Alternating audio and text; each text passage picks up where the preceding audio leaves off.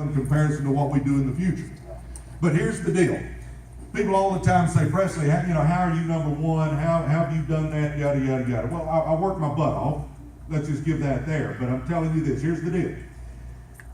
In the beginning, most people were sitting on their butt waiting to see what happened. Most people were waiting to see if it was going to really work. Most people were sitting around waiting to see if they were going to ever get that fax machine fixed.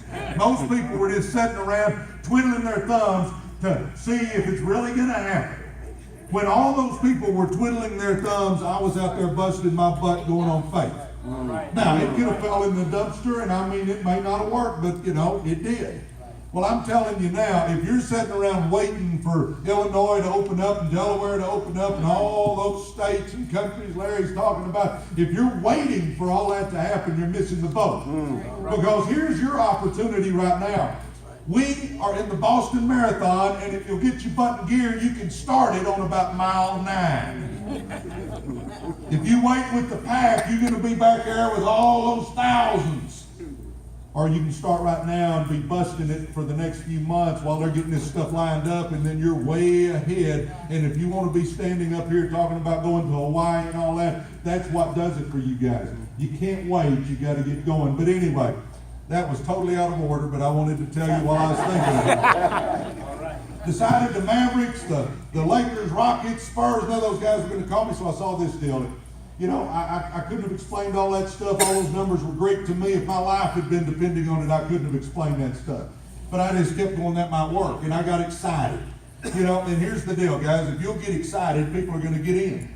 Because like I said, we'd be scratching that crap out, and you couldn't read it. You didn't know what it said, but everybody was excited, so everybody's signing up. They didn't know what they were signing up for, but they were signing up, If you get fired up, people will come from miles around to watch you burn. I'm telling you right now, but you got to get fired up. But, I came into this thing, I had one goal. I thought if I could make $1,000 a month, it would help me pay some bills. That was my goal, $1,000 a month. So I'm talking to people. That's all we do in this business, by the way. I started talking to people like Dino. Hey, I got a business deal I want to run by you. I just started talking and showing the plan and showing the plan and showing the plan. Took me 6 months, but I got a check with a comma in it. I have never been as excited to see a comma in my whole life as to have a residual check with my name on it and a comma involved. But I used to go to church with a man named Zig Ziglar. And Zig would always say, go as far as you can see, and when you get there, you're going to be able to see a little further. Well, see, Zig was right. When we got it to $1,000 a month, I could see $3,000. So I put my head down, kept working, got it to $3,000. Zig was right again, though. I could see $5,000. Put my head down, went back to work. We just kept working, and every month we'd push a little harder. And then we got it to 10 a month, and then 20 a month. And guys, I grew up dirt poor in Southeast Dallas. Anybody know where Pleasant Grove is? I can't believe you'd shame yourself by holding your hands up like that. But I grew up in Southeast Dallas and Pleasant Grove. No dad in the ghettos, guys, is where I grew up. Then I taught school for 16 years. Got no qualifications to have made a lot of money. But because of that business right there, because of Stream, this boy's been blessed to make millions of dollars. And I'll tell you, anybody in this room, I can't guarantee you millions of dollars, but I can tell you, you got a chance. And if you're like me, all I ever wanted was a chance. All right. Guys, that's kind of my story. Now, I'm going to go back to my old speech that I've done a million times, kind of in honor of tonight being the last meeting in this room, okay?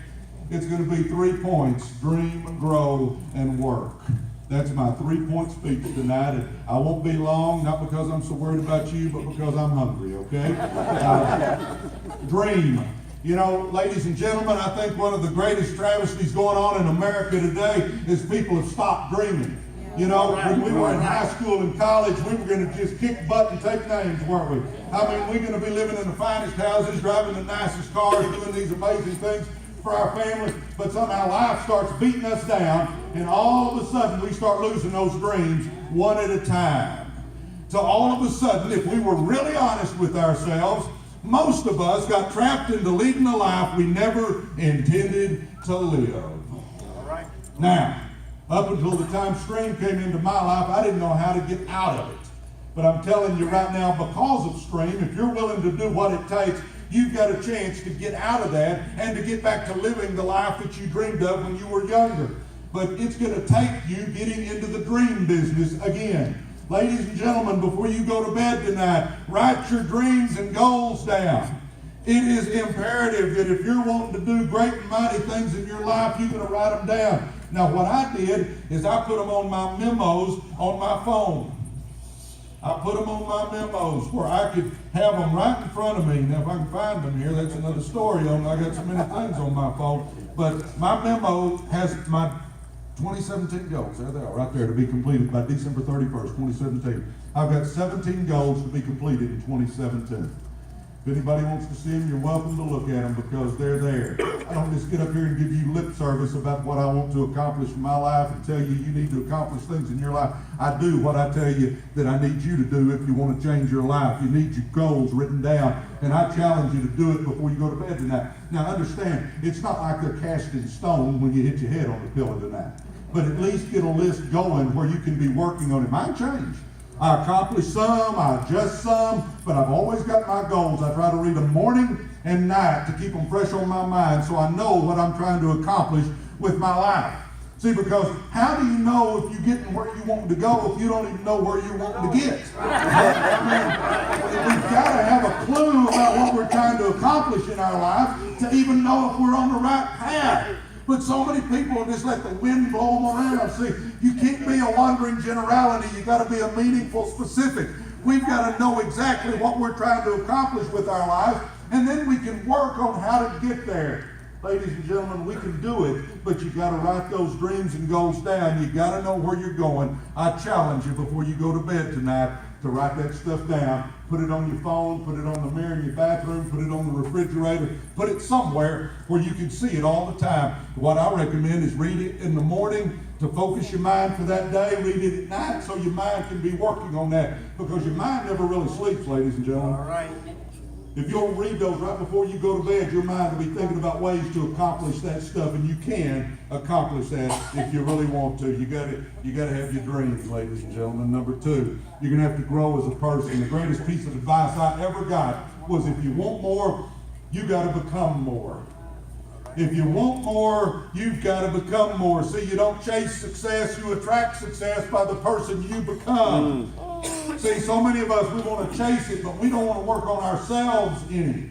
When I was in college, and I hate to say this because we got young people in the room, but I was on the Just Get Me Out of Here program. Just get me out of here. I knew I had to have that degree to coach, so I wanted it, so I was going to stick it out, but don't overtax those brain cells, you know what I mean? Just get me out of here.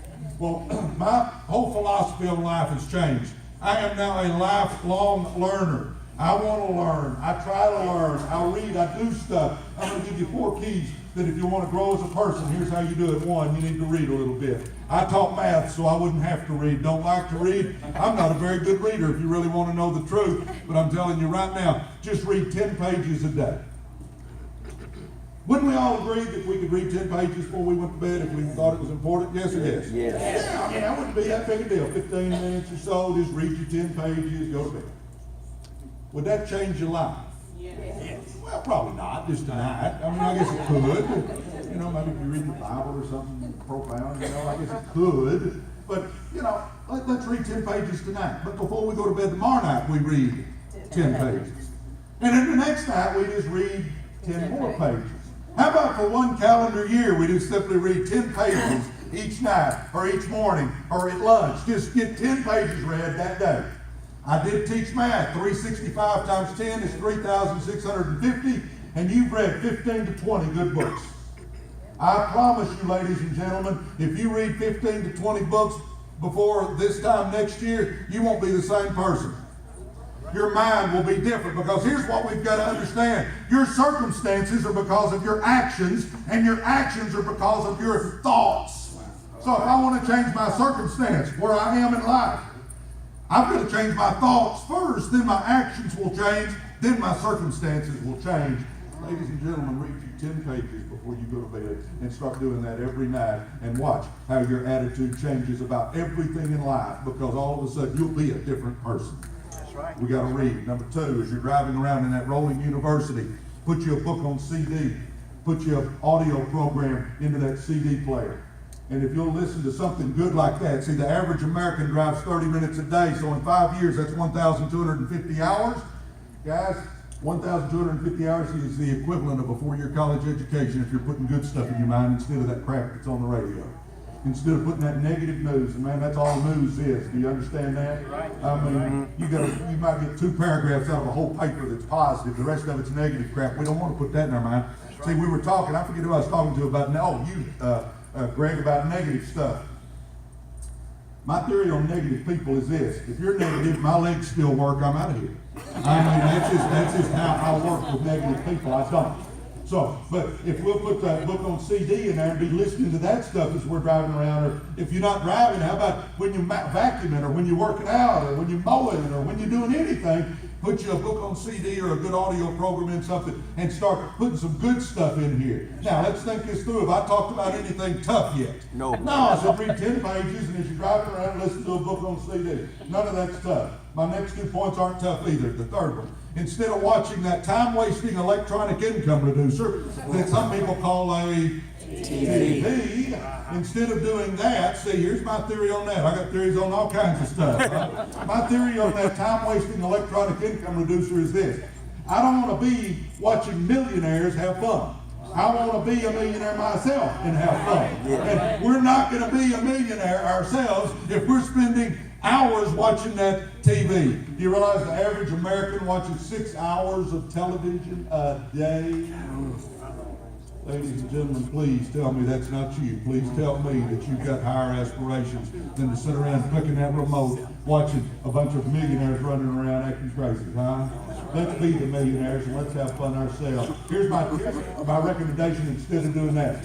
At night, before you go to bed, get your smartphone or your iPad or your computer, click on YouTube, and don't watch a cat get its tail cut off or something. I'm not talking about that. What I'm talking about is let's pull up some Zig Ziglar, Stephen Covey, Les Brown, Joyce Myers. Let's pull up some of the personal growth giants of our day and watch 30 minutes of that right before we go to bed. And here's the deal, ladies and gentlemen, if you'll do that, see, your mind takes in that last 30 minutes, and that's what your mind is going to be thinking about and dwelling on for the next 12, 6, 8 hours, however long you sleep. Your mind's going to be thinking about that last 30 minutes of the stuff you put in there. That's right. Instead of putting the negative crap, let's put some good stuff in there, some Zig Ziglar or Les Brown. I've been watching Les Brown lately, and you know what? It's crazy. I listen to Les for 30 minutes and I can't go to sleep. You know, I'm all pumped up because he's all fired up, you know. But I'm telling you, that's what we need to be doing instead of watching the electronic income reducer. So we need to read a little bit. We need to listen as we're driving around, and we need to watch a little bit before we go to bed. And my fourth and final point on growing as a person is this: who do you run with? You know, I used to pull my basketball team together at the beginning of the season, and I'd look at them, and I'd tell them how to act and dress and make good grades and show respect. I'd tell them all the stuff you'd think a coach would tell his team. But somewhere in that talk, I'd always look at them and I'd say, you show me who you run with, and I'm going to show you who you are or who you're going to be. You're right. I knew if I kept them with the right crowd, chances are they wouldn't get in trouble. Well, you know, ladies and gentlemen, I don't think we're going to run out of here and get in trouble, but I'm going to make the same statement to me and you. You show me who you run with, and I'm going to show you who you are or who you're going to be. Ladies and gentlemen, if you're running with winners, all of a sudden you'll figure out you can be a winner. Because, make no mistake about it, everybody look up here. Get this point, because this is the key point of the night. Do you realize, everybody listening to me right now, you've got greatness inside you. You have greatness inside you. Every person in this room has greatness inside them. But the sad part is, I drive by cemeteries, I realize most of those people went to the grave with their greatness still in them because they wouldn't get out of their comfort zone. They were scared to make a phone call, or they were scared to talk to somebody, or they were scared to do anything. Ladies and gentlemen, we're going to forget that being scared part and do it anyway. You know, courage in the absence of fear, it's being scared and doing it anyway. Do you understand that? We're all a little scared about stuff, but the people with courage, they go ahead and do it anyway. See, that's what we've got to understand. So I tell that team, well, I'm telling you, you show me who you run with, I'll show you who you are or who you're going to be. If you're running with winners, all of a sudden you'll get that attitude that you can do great and mighty things in your life. But the flip side of that's also true. If you're running with a bunch of negative, dull, disillusioned, frustrated crybabies, if you're running with a bunch of losers, it's next to impossible for you to be positive if you're running with a bunch of negative people. Ladies and gentlemen, pick your friends wisely. You probably heard this. People will tell you, 5 people you spend most of your time with. If you average their income there is a very high probability that your income will be very close to those 5. That used to be real scary for me. So my friends didn't make much, and neither did I. But here's the scarier part. It doesn't just apply to the money in your life. It applies to your health. It applies to your personal growth. It applies to every area of your life. The people you spend your time with, they're going to influence you greatly. Probably the biggest point I'll tell you right now is if you'll start spending less time with the losers in your life and more time with the winners in your life, that'll be the biggest life changer you can have. Right there. But let's do this, guys. Let's read a little bit. Let's listen as we're driving around a little bit. Let's watch some YouTube with some personal growth giants instead of the television a little bit. And then let's start running with some winners and spend less time with the losers. And if you will do that, you will grow as a person. And all of a sudden, you will become more. And all of a sudden, you're going to be able to accomplish great and mighty things in your life. Because you can, ladies and gentlemen. Yes. We need to dream. We need to grow. And my final point of the evening is this. You're going to have to work. You're going to have to work. See, I think one of the great indictments on our great nation is that we got about half the population sitting around with their hand out wanting something for nothing. And there is a certain segment of the population that can't work. I understand that, and we should take care of them. But ladies and gentlemen, please tell me that you're setting the bar higher than an average $1,200 Social Security check. Please tell me that that's not what your dreams are on how you want to spend your golden years. Because I'll tell you right now, that ain't the golden years, that's the golden arches. They're drinking dollars all the time. There's no way we can do that. Ladies and gentlemen, you've got to decide what you want out of life, and you've got to set those goals, and you've got to start going to get it, because you can live an amazing life if you want to. But it's going to take you busting your butt to get there. Now, here's what we're going to do if you really want to do this, and Stream is the vehicle you decide to do it with, and I recommend highly that you do that. One, you need to make a list of everybody you've ever known in your entire life. Everybody. Because I'm going to tell you right now, you don't know who's going to be interested in Stream and who's not. Nobody has Stream stamped on their forehead. If they did, that'd be easy. Oh, there's one that says Stream on their forehead. I'm going to get them. You don't have that. And here's a fact. The people that you think won't. The people that you think won't, will. So I learned you talk to all of them, huh? Let's get real. You just make a list of everybody you've ever known. Guys, here's the biggest thing you can do is when you call them up, just, hey, I got something I want to run by you. Let's have a cup of coffee. Hey, I got something I want to talk to you about. Let's have lunch tomorrow. Hey, I want to get your opinion on something. Can you swing by the house after work? Hey, you don't have to be fancy. Just say something, huh? Now, here's my training tip of the night, though. Don't take no for looking. Don't take no for looking. Now, distinguish what I'm talking about here. Once you've shown them, we ain't begging them in. We're not chasing them. We're not doing all that. I learned a long time ago, if I'm going to beg you to go get rich with me, you the wrong person. I ain't begging nobody.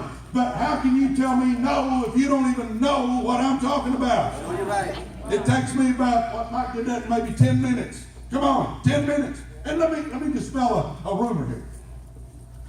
You know, Mike was real good on that. You notice that? You did a real good job. Give it up, Mike Anderson. Yeah, he was real good on that. But do you realize he kind of screwed that script up a little bit? I think John Walsh is one of the best presenters we have in our whole company, just like Mike. But you know what? Last time I saw John, he screwed the script up a little bit.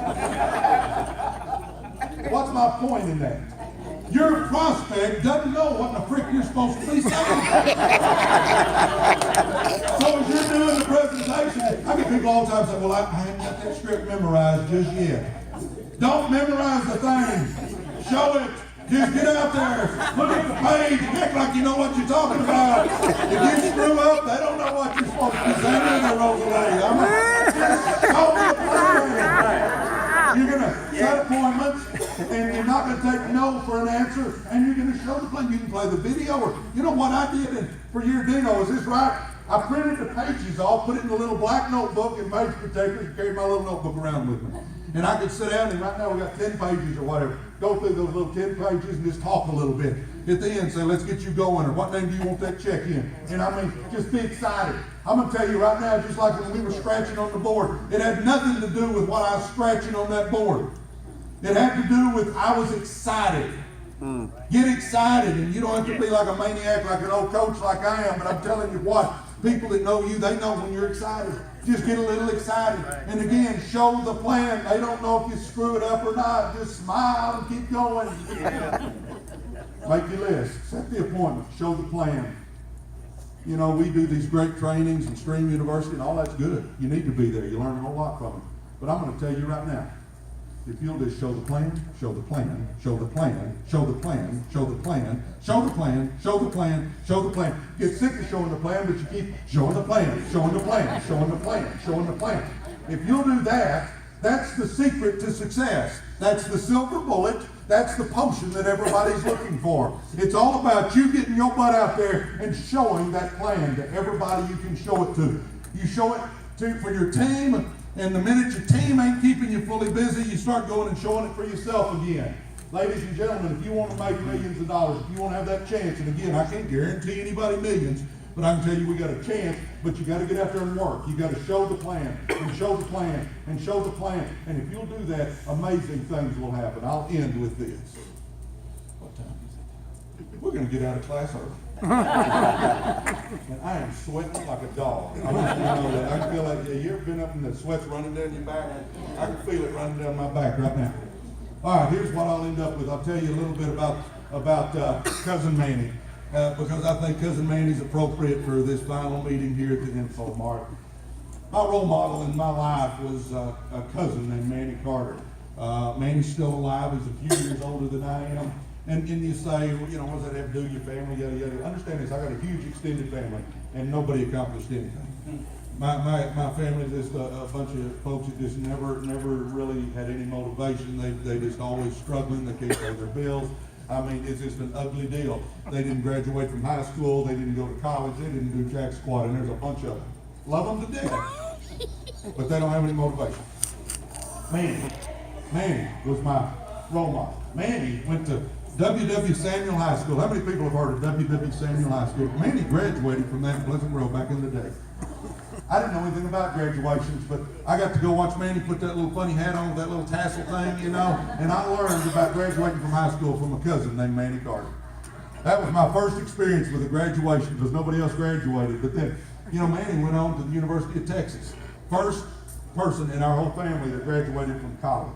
Manny graduated from the University of Texas, and I got to go watch him put that little funny hat on, do that little tassel thing again. I got to watch Manny do that one more time. I learned about college because I didn't have a clue what college was, because around our kitchen table, it was just my mama who was working in a sewing factory. We weren't talking about college and education and all that stuff. She was an amazing lady, and I'm the man I am because of my mama. But we were just talking about hoping we have food tomorrow. I mean, that's what was going on at our table. But Manny showed me that there's high school, and Manny showed me you can graduate from college. And then, you know, I used to love to ride around with Manny because Manny would be talking about stuff that was foreign to me, like business deals and stocks and bonds and real estate. I'd never heard about that because we weren't talking about stocks, bonds, real estate, and business deals around my kitchen table. But with Manny, when I'd be in the car with Manny, that's what he was talking about a lot of times. And man, I'm just soaking it up. I'm learning it's like a whole new language to me. I'm learning a little bit about life from Manny. I used to love to go to Manny's house. He lived in a big, beautiful brick home and had new BMWs in the driveway. And man, I would stay at Manny's house as much as I could because, man, I love that atmosphere. I love that. You didn't have to worry about getting beat up or fighting or doing any of that stuff like you did back where I grew up. See, on the street I grew up on Dunlap, there were 2 murders and a rape within 7 houses. I saw more drugs and violence as a kid than I care to remember. That's what I grew up in, so I like to be at Manny's house where things were beautiful and nice. And there was food and at holidays, man, it was decorated. I remember this one holiday, I'm at Manny's, it's like Christmas, and everything's beautiful. And I learned you had to go home when they start putting the pajamas on. You know what I mean? I mean, that was my cue to leave when the pajamas came out. So I'm at Manny's, it's Christmas, and they get the pajamas, start putting them on, so I hug everybody and I leave. Now, I'm coming down a sidewalk, his house set up on a hill, and I'm coming down this sidewalk to get in my car, to go back to my house. So I get in my car, and I'm sitting there, you know.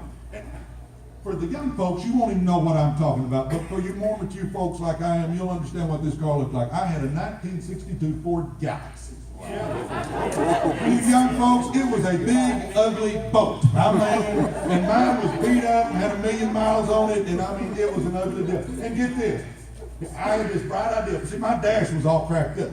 So I get me this blue shag carpet that I found, and I put a piece of blue shag carpet, and I glue it to the dash to cover up the cracks. Blue shag. I mean, I don't even think they make shag anymore, but it's blue shag. And get this for you young folks. It wasn't a little slit in the dash. You slide your little CD in there. No, you had a big old suitcase you'd carry around with you. Because those 8-tracks were like a brick. I went in my big old suitcase, and it wasn't in the dash. I mounted my 8-track player under the seat. The quality was terrible, but you didn't know that back then, you know? And my favorite group was Creedence Clearwater Revival. CCR. I'd get Creedence out, and I'd plug that thing in, and Proud Mary would be blaring, and I'd be driving down the road with that 440 air conditioner going. Y'all know what a 440 air conditioner is? Four windows down and 40 miles an hour. Creedence would be blaring, and that air conditioner would be blowing, and that gas carpet would be giving it. Now, that had nothing to do with this story, other than I just wanted to tell you. But this night that I remember like it was yesterday, I come out of Mandy's house, I walk down to my car on the street, and now you got a picture of the car I'm sitting in. And I'm hanging onto that steering wheel, and my mind is racing. I'm fixing to go back to 8724 Dunlap Drive where people are getting raped and murdered. I'm fixing to leave a big beautiful home with Mandy where they have lots of food and nice things to go back to Dunlap. And I'm hanging onto that steering wheel. And at this point in time, I'm about 18 years old. I don't even know what a role model is back then. But in my mind, it is just spinning and spinning. And I remember thinking, I turned around and I said, I want to be like Manny. Manny's who I want to be like. All right. That's it. You say, neat story. Why are you telling us a story about Manny Carter? I'm telling you that because why don't you be somebody's Manny Carter? Right. See, why don't you get off your butt and accomplish something with your life so that your kids and your grandkids can look at you with pride and say, somebody with my name has accomplished something. See, ladies and gentlemen, you can all do it. I told you a while ago, you got greatness inside you. It's a decision that you need to make tonight if you really want to change your life or not. Because we can't play with this and make it happen. It's going to take a conscious decision of you saying, yes, I want to change my life. I want to be the role model for my family. I want to stand in the gap for my family. Here's my challenge to all of us. I'm going to ask you, draw a line in the sand tonight and make the commitment that you're going to stand in the gap for your family, that you're going to show the people with your last name that they can do stuff. Because mark my word, ladies and gentlemen, you can make excuses or you can make money, but you can't make both. And most of my life I made excuses. A few years ago, because of a great company called Stream and a burning desire in my butt to be somebody, I decided I was going to stop making excuses. So I want y'all to repeat after me tonight. I made my last excuse. I made my last excuse yesterday. Now, if you'll live by that, ladies and gentlemen, you can accomplish more than you ever dreamed in your life. I believe with all my heart for the last time in this room that there's going to be two groups of us. There's going to be the group that's glad they did, and there's going to be the group that wishes they had. God bless. We're done. That's it. Drop the mic.